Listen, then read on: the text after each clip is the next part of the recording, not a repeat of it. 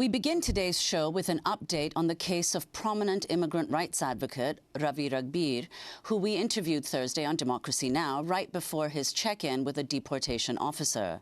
Ragbir, originally from Trinidad, immigrated to the U.S. legally but has a 15-year-old criminal conviction. He's avoided deportation since 2011 due to a series of stays that could end under Trump. After Ravi left our studios, he spoke at a news conference and rally yesterday where hundreds gathered to support him before he went inside, unsure if he would come back out.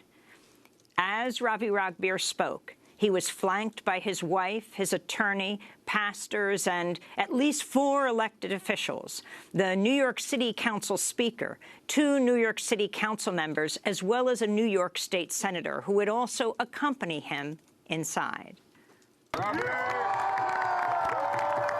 When I look out here, when I look out at you, each and every one here who has come out for me, it tears me. I'm overwhelmed. And what this is a sea of love. This is like the Katrina that is going to overtake any wall that is going to be built, because this sea that is love is going to make that change. We are Ravi! We are Ravi! There will be a delegation now accompanying Mr. Ragbir into 26 Federal Plaza. Thank you. Thank you. We'll walk hand in hand. We'll walk hand in hand. As Ravi goes to his check-in, we are going to be circling the building. We are going to be walking around and praying. Can you explain the Jericho Walk? We see them coming, in fact, right now. This is around Foley Square and the Federal Building. So the Jericho Walk is an interfaith act of solidarity. It's supposed to be 7 times around the building. They start with a prayer, and they ask, for immigrant justice, justice for all workers, immigrant and non-immigrant. And it's a prayer tearing down the walls. So that's both like border walls, but, the walls of 26 Federal Plaza where people have to check in and face deportation every day. So Ravi's out. He's out. He's okay.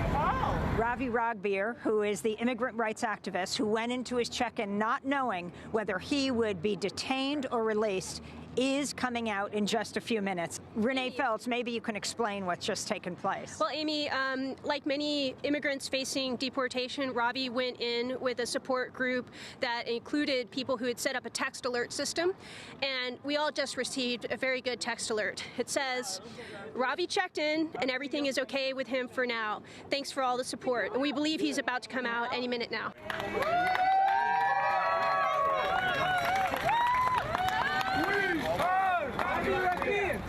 My name is Alina Das. I am very proud to be Ravi's friend, colleague, and his lawyer. And I'm here to report, as you can see, that we are very grateful and humble that Ravi is here with us. He was able to check out of that appointment and to be returned to his family. We know from what we saw from loved ones that we talked to there that not everyone is that lucky, and that there are people there right now who are facing redetention and deportation.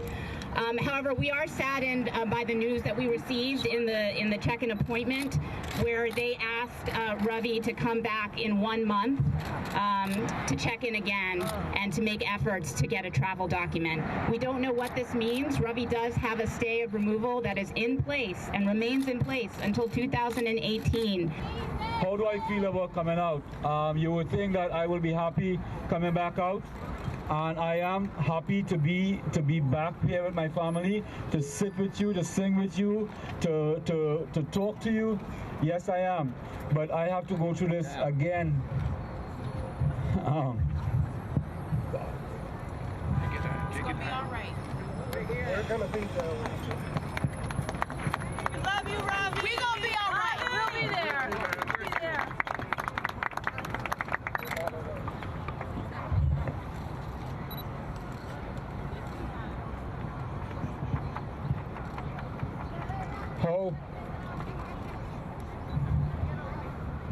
How do I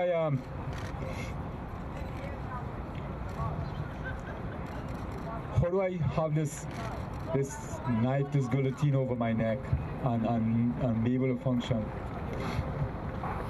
Have my wife and my friends knowing that they asked me for a travel document. They asked me for a passport. You know, when they ask for that, it usually means one thing, right? They say, no, we're not going to use anything. Everything stays the same. But if everything stays the same, I shouldn't be checking in next month. And I hate to be the bearer of bad news, but I'm a realist. I need to know what could happen, and I have to prepare for what could happen. And I hope I'm wrong. You know, we were expecting on November 9th, November 8th, when we saw the election results, we knew what was going to happen. We knew that today was going to be a hard day, and we were prepared for that. But we were wrong, and I'm glad to be wrong. Glad to be wrong in this time. And I hope I'm wrong on April 11th. But no matter what, we are going to be ready. I am going to be ready, and I'm not going to just sit back quietly and just let them take me away. I'm going to stand up. I'm going to fight. I'm going to speak about this. I am going to invite you all to join me. It's not right for anyone.